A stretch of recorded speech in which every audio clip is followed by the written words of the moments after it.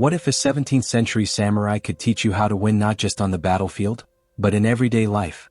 Imagine a warrior so feared that he fought over 60 duels and never lost, not because he was the strongest but because he understood the mind of his opponent, and his own. That man was Miyamoto Musashi, and his legendary treatise The Book of Five Rings is more than just a manual for swordsmanship.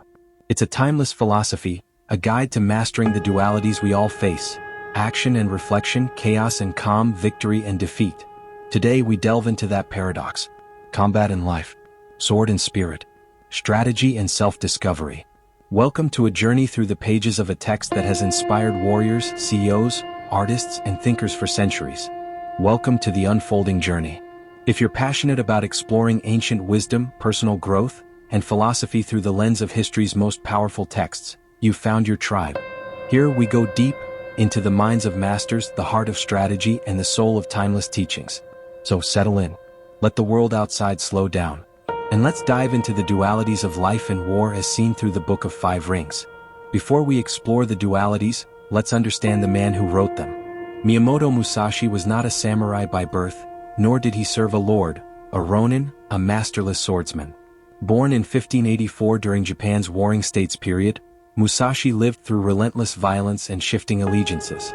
He fought his first duel at age 13 and spent the next few decades refining his swordsmanship, ultimately developing his own two-sword style, Nitten Ichiryu, or two heavens as one. But Musashi's genius was not just in the physical realm. He was also a painter, calligrapher, and philosopher.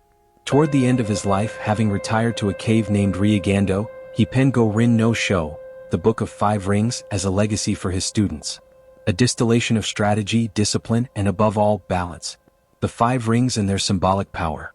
Musashi structures his book around 5 elemental rings or scrolls: the ground book Earth, the water book, the fire book, the wind book, the book of the void. Each element is not merely symbolic. It is strategic, psychological, even spiritual. Let's explore what they reveal about duality, both in combat and in life. The ground book, foundation and fluidity. The ground book lays the foundational principles of Musashi's school of strategy. He compares martial arts to building a house. Without a strong foundation, nothing stands. But paradoxically, this earth element also teaches us fluidity within structure. Musashi emphasizes learning the basics, not to follow them blindly, but to transcend them. He writes, "You must understand that there is more than one path to the top of the mountain. In life, we're often told to follow set paths, study hard, get the job, climb the ladder. But Musashi's ground book reminds us, structure is vital, but adaptability within structure is what creates mastery." Duality lesson number 1, build your ground strong, but don't let it harden into rigidity. The water book, adaptation and reflection. Water, as Musashi puts it, takes the shape of its container. It adapts to the terrain. It flows, yields, and yet carves through mountains. In combat, Musashi urges us to mirror the enemy's energy, to be like water, reflecting their intent while concealing your own. It's not about overpowering, it's about out-adapting. This principle echoes in daily life. Relationships, careers, even our own emotions require that water-like responsiveness. Sometimes the strongest response is not to resist but to flow, to yield. But reflection can also mean self-awareness. Water reflects clearly when still. Do we take time to observe our own patterns, habits, reactions? Duality lesson number 2, be both mirror and current. Adapt but also reflect. The fire book, aggression and control. Here Musashi turns up the intensity. The fire book is about battle itself, initiative, rhythm, and psychological dominance. He speaks of attacking with purpose, not blindly. He warns against wild passion, instead advocating for controlled aggression. Know when to strike, but more importantly, know why you strike. Life offers us fires, moments that demand urgency, boldness, confrontation. But not every problem needs a flamethrower. Musashi teaches that even fire must be strategic. One of the most powerful lessons here is about rhythm. The tempo of your opponent reveals their weakness. The same applies in negotiation, debate, and decision-making. Duality lesson number 3, strike with fire, but only after mastering the rhythm. The wind book, knowing others, knowing self. Wind here refers to the ways of others, the strategies of competing schools and opponents. Musashi critiques them not to dismiss, but to learn. He insists that to master strategy you must understand other styles, not just your own. Arrogance blinds. Perspective opens. This resonates far beyond combat. In business, art, and relationships, understanding different worldviews enhances your own. The best leaders aren't just self-aware, they are other-aware. Musashi also cautions against copying without understanding. Many schools imitate techniques without grasping the spirit behind them. This is a subtle but crucial point.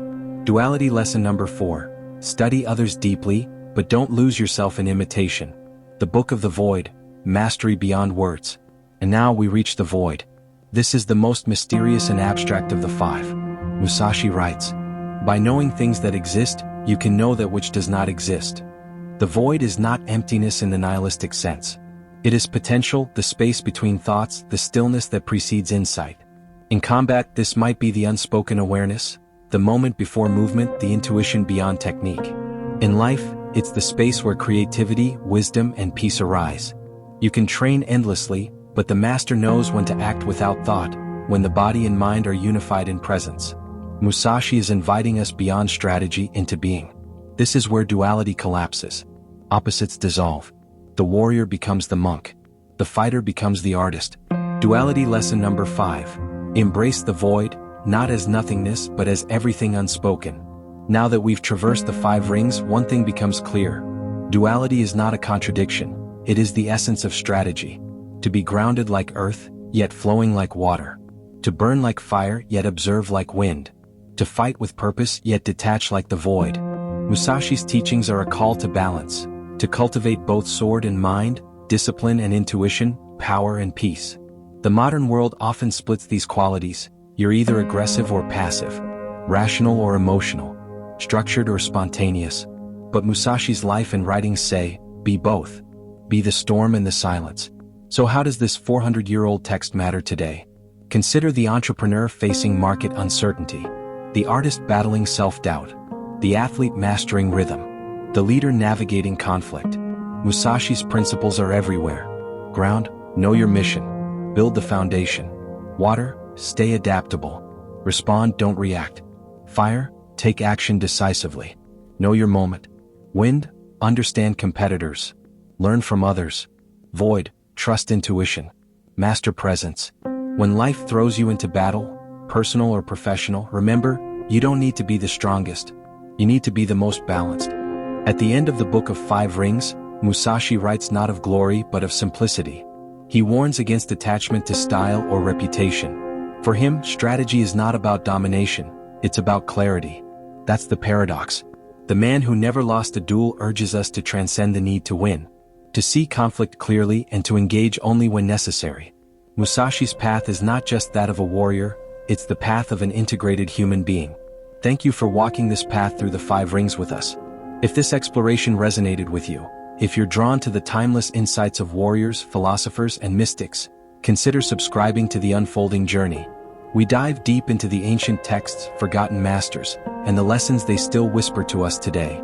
Let this be more than content. Let it be a companion on your own unfolding journey. Until next time, be water, burn with purpose, reflect with clarity, and when all else falls away, trust the void. Subscribe, explore, unfold.